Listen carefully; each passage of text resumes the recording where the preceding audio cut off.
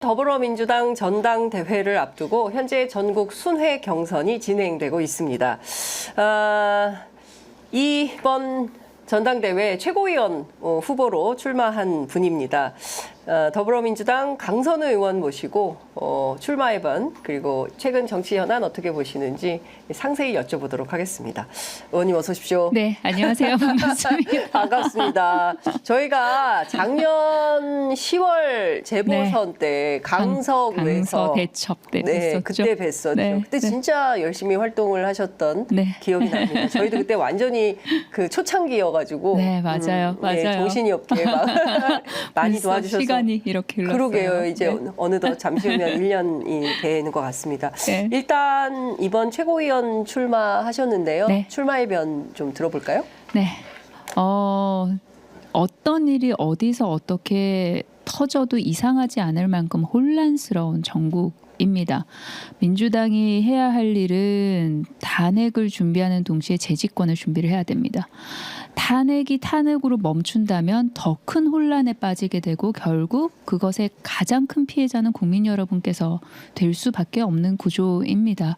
오늘은 싸우고 내일은 준비를 해야 되는 이재명 2기 지도부가 될 것이다. 그 두 가지 역할을 모두 다 잘해낼 사람, 잘해내고 싶어서 출마하게 됐습니다. 네, 그 사실 말씀 주신 대로 윤석열 정부가 너무 위태롭기 때문에 사실은 보수 언론들조차도 제가 오늘 조간 보니까 어제 그 대통령 만찬 이후에 지금 변해야 될 사람은 윤석열 대통령이고 그리고 왜 한동훈 후보가 대표로 선출이 되었는지 그걸 잘 따져봐야 된다. 이제는 윤석열 대통령이 변화해야 할 때다라고 이제 지적을 하고 있는데 잘 안 보여주셨기 때문에 그동안 변화의 모습을 변화를 해야 될 때 그리고 국민들께서 기대를 해야 될 때는 저는 이미 지났다고 생각을 합니다. 네. 지난 총선 때 심판으로 보여주셨고 그 이후에도 변화는커녕 더 나빠지고 있는 형국 아니겠습니까?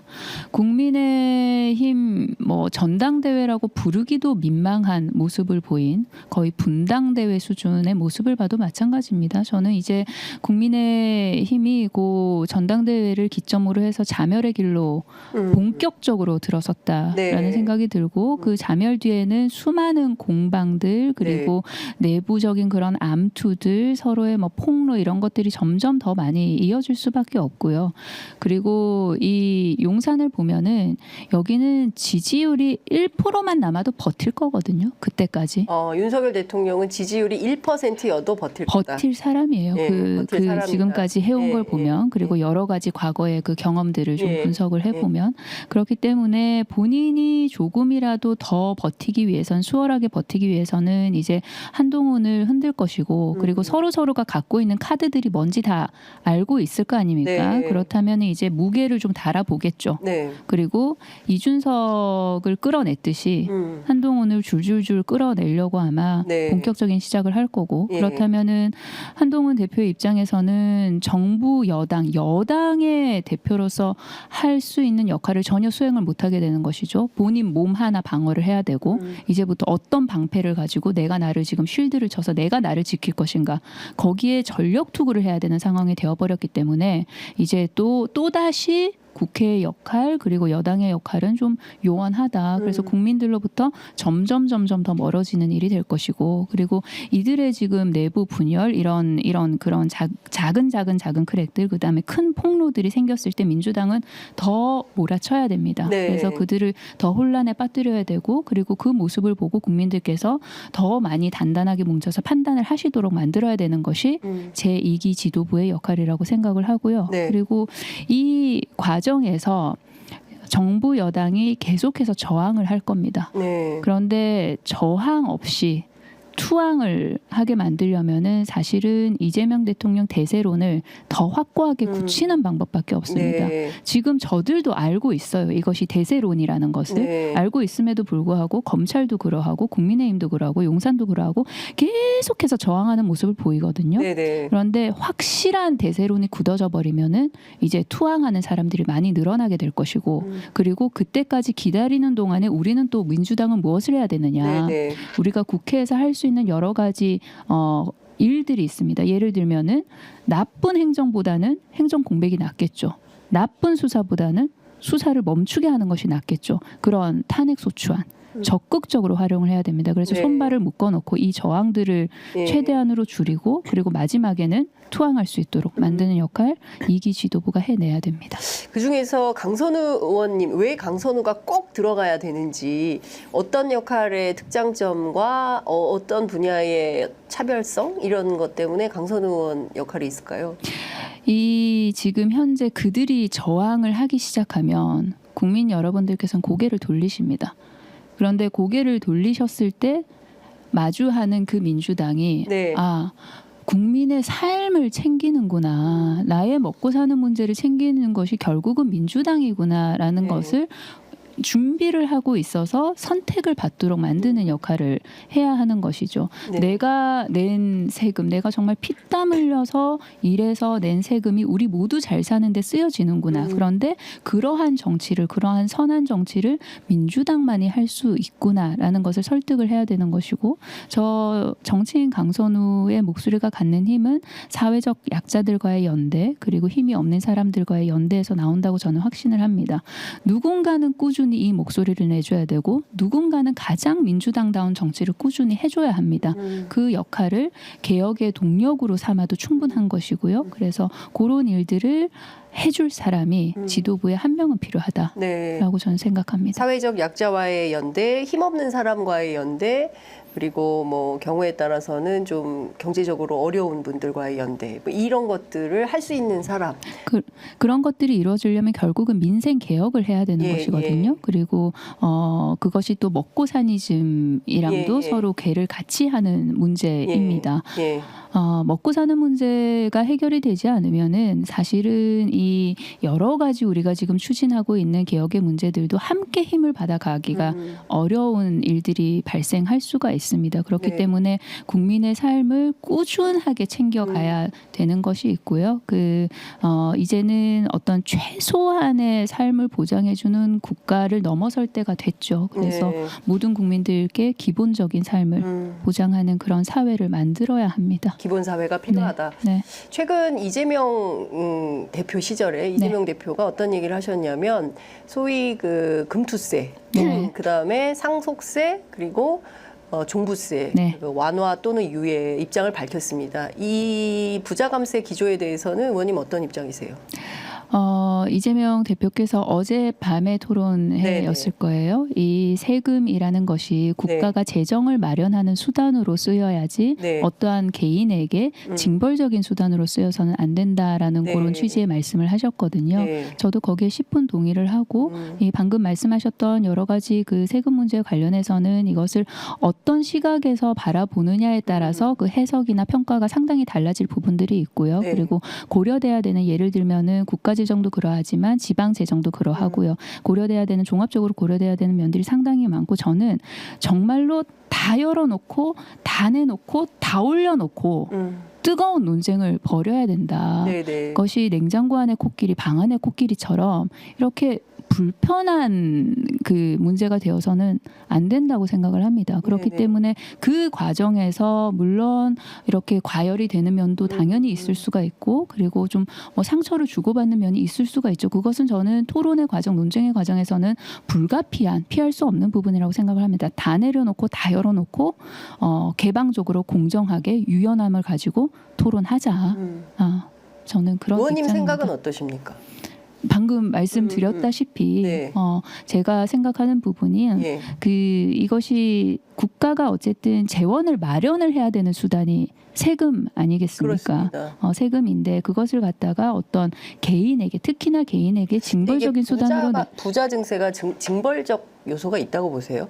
부자 감세요?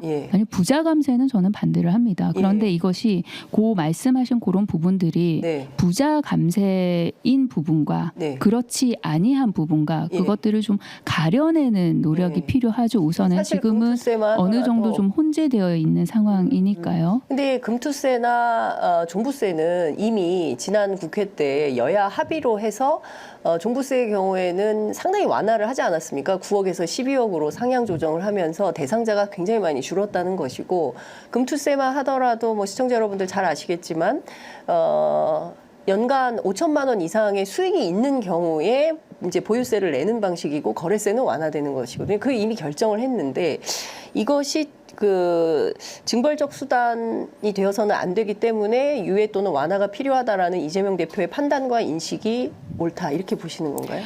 징벌적 수단이 되어서는 안 되기 때문에까지 지금 나간 상황은 저는 아니라고 봅니다. 네. 그 상황에 대한 인식이 그렇게 될 수 있는 여지가 있다면 그 여지에 대해서 열어놓고 토론을 해서 종합적으로 판단을 해야 되지 않느냐 그 지점 정도에 지금 있는 것이 저는 대표의 입장이라고 생각을 하고요. 네네. 그리고 지난 국회 때 여러 가지 여야가 합의를 하고 그리고 어떤 사안에 대해서 서로 뜻을 모은 사안이라 하더라도 이 경제 상황이라 하는 것은 그리고 어떤 개개인의 여러 가지 또 경제 상황 그리고 국가적인 경제 상황이라고 하는 것은 정말로 시시각각 변화를 하는 것이고 그리고 그에 따라서 타격을 받는 여러 층도 굉장히 좀 분화되고 다양화될 수 있는 것이지 않습니까? 그 어떤 흐름에 따라서 네네. 그래서 그런 현재적인 그러니까 뒤에서 쫓아가는 흐름 말고요. 그 현재적인 그런 흐름을 어떤 이슈보다 주도 면밀하게 쫓아가야 되는 필요성이 반드시 있는 것이고요. 예. 그리고 어떤 것을 규정하고 단정해서 대표께서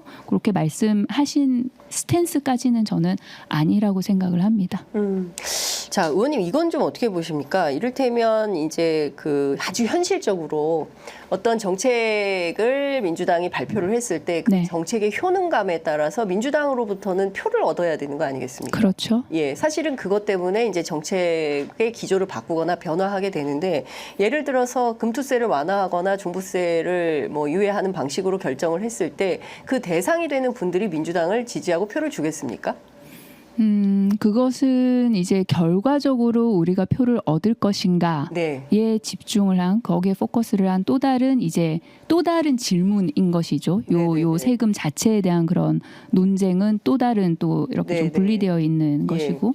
근데 저는 비단 이 세금에 관한 정책뿐만 아니라 모든 정책이 그렇습니다. 그것이 이 사회에 그리고 국민들께 수용이 되어서 네. 내 삶에 있어서 도움이 되는구나 내지는 내가 거기에 이제 호감을 느껴서 민주당의 지지로 이어지려면 네. 이게 정당이 그리고 그 국회가 리드를 해서 정책을 내놓으면 사실 그 효과는 떨어질 수밖에 없습니다. 그것을 만들어가는 과정에 참여를 하게 되면 네. 그 어떤 정책이든 내가 반대하는 방향으로 결론이 난다고 해도 네네. 그 충분한 참여를 보장했던 과정만 있다면 저는 그것이 수용이 된다고 생각을 하거든요. 그러니 내가 뜻하지 않은 것과 뜻한 것과 다른 결론이 났을 때 그들의 어떤 반발심이라 그럴까 그런 것을 최소화하는 것도 굉장히 중요하거든요. 네네. 그래서 그런 것들은 모두 그 과정에 있다. 그래서 민주당이 국민 여러분의 마음을 정책으로 조금 더 얻기 위해서는 그 과정을 다시 한번 짚어보는 노력이 필요하다. 얼마나 열어놓고 개방적으로 참여를 할 수 있게 했는가. 그래서 그 내린 결론에 대해서 그 당사자들이 이해관계 당사자들이 얼마나 그것을 받아들일 수 있게 했는가. 저는 그게 과정의 문제라고 생각을 합니다. 그럼 의원님 이제 앞서 사회적 약자와의 연대, 힘없는 사람과의 연대 이거 굉장히 강조를 하셨는데 그러기 위해서는 기본 사회가 마련이 돼야 되고 이제 기본 소득이 보장되는 그런 나라가 되어야 한다. 네. 그런 집권 플랜, 재집권 플랜을 마련해야 된다. 네. 어디서 재정을 마련해야 됩니까? 어떻게 재정을 마련해야 될까요? 재정을 사실 마련을 하는 데는 여러 가지 한계가 있죠. 우리 모두 다 알다시피 무작정 세금을 더 많이 거둘 수 있는 것은 아니지 않습니까? 그러니 이게 세금을 조금 더 재원을 마련할 수 있는 그런 산업을 성장시키는 일이 기본적으로 굉장히 중요하겠죠. 그러니까 미래 먹거리를 더 풍부하게 만들고 그리고 그런 산업들이 더 활발하게 그 기업 활동을 할 수 있는 그런 환경을 조성해 주는 것이 중요한 일이 될 것이고요. 그리고 2차적으로는 이 한정된 유한한 이 세금을 어떻게 분배를 하고 어디에서 우선순위를 어떻게 두느냐에 따라서 그 나머지 그 결과적으로 우리가 얻을 수 있는 그 공정성이라든지 형평성이라든지 아니면 여러 가지 복지로 흘러갈 수 있는 그런 것들이 굉장히 달라집니다. 사실은 결산을 이렇게 해보면은 불용된 세금들이 굉장히 많아요. 불용된 재정들이. 네. 그것은 우선순위를 잘못 배분을 한 경우도 많고요. 그리고 집행 과정에 있어서 어디선가 막혀있던 경우도 많고요. 그리고 현장을 제대로 파악하지 아니하고 책정을 해놓은 경우가 많거든요. 그렇습니다. 그러니까 우선은 전체 파일을 키우는 일이 네. 중요할 것이고 그 다음에는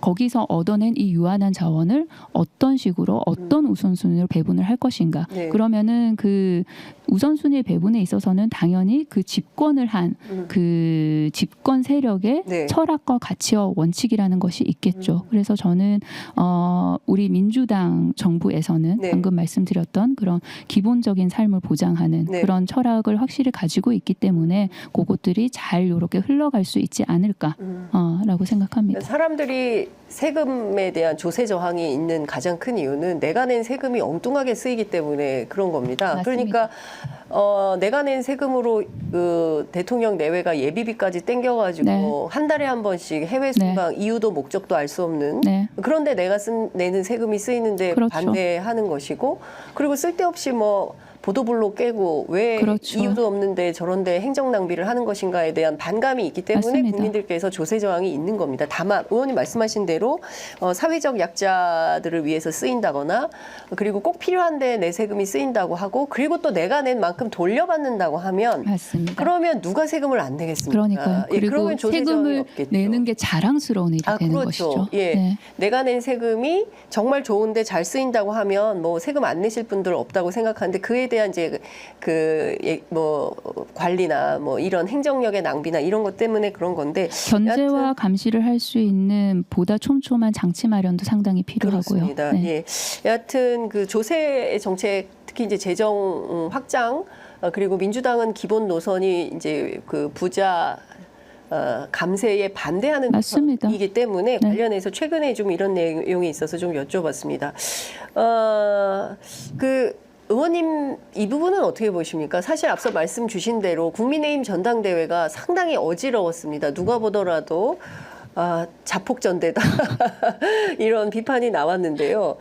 그 와중에서도 지난주 금요일 갤럽 여론조사에 따르면 국민의힘 35, 더불어민주당 27, 조국혁신당 8, 무당층 23. 민주당 지지율이 왜 이렇게 떨어질까요? 여러 가지 요인이 있을 수가 있겠죠. 사실은 더 많이 언급되는 그런 정당명에 네. 조금 더 먼저 이렇게 투표하게 되는 경향도 분명히 있는 것이고요. 그리고 국민의힘 같은 경우에는 지난주에 이제 거의 결말을 보는 이게 어떻게 될까 결말을 보는 그런 전당대회를 치렀기 때문에 저는 그런 면에 있어서 조금 올라간 일시적으로 올라간 면이 분명히 있다라는 네네. 생각이 들고 그리고 동시에 사실은 이 중도 무당 뭐 우리가 이야기하는 외연 확장이라는 것이 네. 거기에서 중요한 것들은 정치가 매일 싸움이나 하고 시끄럽다고 고개를 돌리고 계신 분들의 고개를 돌아보게 하는 그런 일들이 돼야 되는 것이잖아요. 그리고 그렇게 된다면은 자연스럽게 그것의 결과로 이제 조금 더 높은 지지율이 얻어지는 것이고요. 네. 내가 내 삶을 위해서 민주당을 지지하겠다는 거 아닙니까? 그러면은 지금 현재 고개를 이제 매우 많이 돌리시기 시작할 겁니다. 네. 정부 여당으로부터 특히 국민의힘으로부터 그렇게 고개를 돌리실 때 그 돌리신 고개를 민주당이 충분히 붙잡을 수 있는 그런 일들을 해야 하는 것이죠. 네. 그렇군요. 어떤 소구력이 있을까요? 이번에 왜 한동훈인가에 대한 보수 유권자들의 입장을 한국일보가 분석해서 보도를 오늘 아침에 했는데요. 일단 이제 전국 정당이 아니라 TK 당으로 전락해 버렸다에 대한 것 그리고 윤석열 정부에 대한 실망, 윤석열 대통령에 대한 실망 그리고 이후에 어떤 이재명 대표하고에 있어서의 경쟁력 이런 것 때문에 한동훈 후보를 선택한 거 아니냐 이제 이런 분석이 나왔는데요. 한동훈 후보의 당선 직후에 보수 언론에서 잡은 프레임은 미래 세대 73년생 한동훈 미래 세대 때 기득권 민주당 요런 프레임을 갖고 나옵니다. 여기에서 조금 민주당이 조금 더 변화된 전략을 쓴다면 어떤 방법이 좀 있을 수 있겠습니까? 이번 민주당 전당대회를 통해서 우리가 단핵을 하고 그리고 집권 준비를 하지만 동시에 민주당의 미래를 준비하는 그런 전당대회로 조금 더 그 면을 부각시킬 필요가 충분히 있고요. 네. 그리고 지금 보수 세력에서조차도 김건희는 굉장히 리스크로 보고 있지 않습니까? 네네네. 그러니 한동훈의 입장에서는 계속해서 김건희와 좀 대척점에 서 있는 그런 모습들을 전당대회에서 네. 보였죠. 예. 그러니 본인들의 어떤 지지자들의 불안한 마음을 좀 덜어주는 역할을 해서 예. 거기에 어떤 반사이익으로 저는 표를 가져간 면이 분명히 있다고 봅니다. 그럼에도 불구하고 그들이 전당대회를 치르면서 보여줬던 서로에 대한 폭로전이라든지 아니면 이것들이 그냥 단순히 정치적으로 주고받는 그런 언사들이 아니었어요. 네. 그 댓글도 그러하고요. 여론조작팀도 그러하고요. 그리고 그 공소를 취소해달라고 청탁을 했던 것도 그러하고요. 이런 것들은 수사로 밝혀져야 되는 사안이거든요. 네네. 그러면 서로 이런 그 당 내에 이전 투구를 이전 투구가 본격적으로 시작됐을 때 민주당이 어떤 모습을 또 보여줄 것인가 거기에 따라서 저는 국민의 지지의 향배가 결정이 될 거라고 봅니다. 말씀 주신 대로 사실 그 지난 총선 그리고 강서구청장 보궐선거 직후에 이재명 대표 메시지는 우리가 잘해서 잘한 것 네. 승리한 것이 아니라 국민의힘에 대한 심판이었다. 윤석열 정부에 대한 심판이었다. 지금 중요한 것은 민주당 스스로의 정치의 내용을 어떻게 가져갈 것이냐. 그러니까 집권이 가능한 수권 가능한 대한야당으로서의 자기 정치의 내용을 민주당이 잘 보여주지 못하고 있기 때문에 지지율이 맞습니다. 하락하는 거 아니냐라는 지적들이 있습니다. 네. 예. 오늘은 싸우고 내일을 준비를 해야 되는데 네. 그 어떤 순서나 네. 아니면은 보여지는 드러나는 양이나 아니면 여러 가지 전략이나 그런 것들에 있어서 균형점을 맞춰야 되는데 사실은 이게 말처럼 굉장히 쉽지는 않다.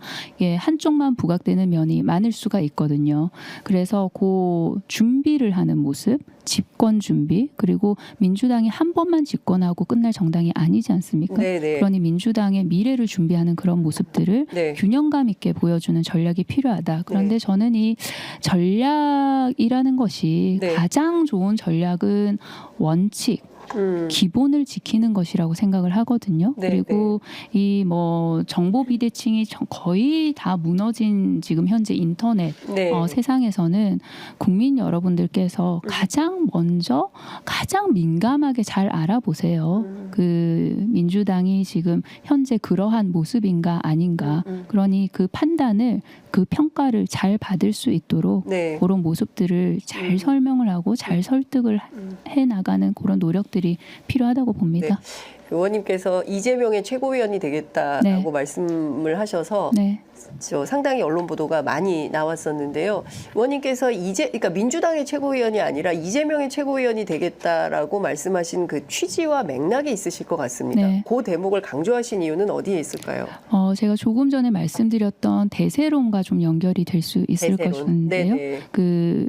이제는 확고한 이재명 대통령 대세론으로 가야 됩니다. 왜냐하면 네. 그렇게 해야지 저들의 저항을 줄일 수가 있습니다. 그러니까 저항을 줄이는 게 사실은 쉬운 일이 아니거든요. 하나 누르기가 네네. 여기서 튀어나오고 저기서 튀어나오고 모든 역량을 총동원해서 저항을 할 것이기 때문에 그런데 저항 없이 바로 투항을 시킬 수 있는 일이 네. 확실한 대세론이라는 것이 있습니다. 그렇다면 우리가 내세워야 되는 사람을 아주 더 빛날 수 있도록 네. 그렇게 내세워야 되는 면이 있습니다. 그래서 그런 취지에서 드렸던 말씀입니다. 첫 번째 합동연설회에서 김건희 정권을 끌어내리겠다 이런 말씀 주셨어요. 네. 윤석열 정권이 아니라 김건희 정권이라고 규정하신 이유가 있으실 것 같습니다. 오늘 아침 동아일보의 김순덕 칼럼에 따르면 이번에 한동훈 위원장이 대표된 8할이 김건희 여사 덕분이다 이렇게 얘기를 했는데요.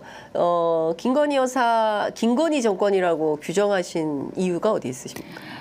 전국이 굉장히 어지럽죠. 네. 그런데 이 최혜병의 그런 희생까지 그 모든 일들의 뒤에는 김건희라는 이름이 다 어른거리고 있습니다. 네. 이 나라에 대통령이 있기나 하나 한가. 그 대통령에게는 김건희 남편이 아닌 본인의 이름이 있기는 한가.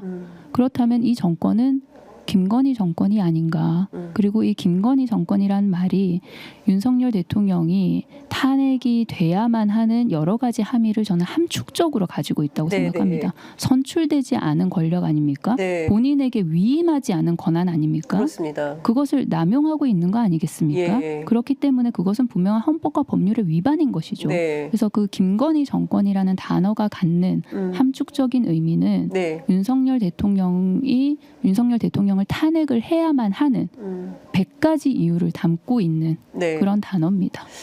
국정농단이 실제로 자행되고 있다고 보십니까? 저는 그렇다고 봅니다. 거기에 가장 그 주요한 증거, 지표는 뭐라고 보십니까? 최혜병 특검법을 이토록 온몸으로 온 힘으로 거부하는 이유. 네네. 저는 파고 들어가 보면 네네. 이번에 살짝 드러난 그 이종호 관련된 것뿐만이 아니라 네. 곳곳에 김건희 이름을 발견할 수 있을 것이다.